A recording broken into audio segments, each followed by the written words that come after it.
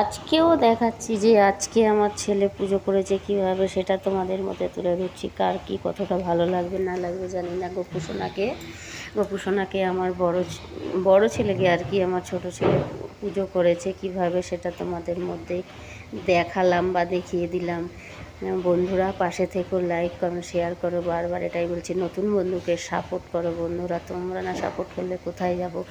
Just আমি করার চেষ্টা করছি, তোমাদের মতো অতটা ভালো পারছি না, কিন্তু এই যে সারাদিনের হয়তো প্রথমটাই হয় সকালের দিকে যেটা, তারপরে যে কাজের ব্যস্ততা এমনই, সেইগুলো সবার সামনে আনাও যায় না। তাই সকালবেলা যে রান্না আর পুজোটা হয় ওটাই দেখাবার চেষ্টা করি। দুটো অন্যবারে আলাদা আলাদা, এবার একসাথে দুটো করে পুজো আর এইদিকে যে রান্নার যে রেসিপি সকালবেলা যে আর কি এটা করেছি, সেই ভাত। আর আজকেও বিশেষ কিছু করিনি, ভাত করেছি আর ডিমের তরকারি করেছি।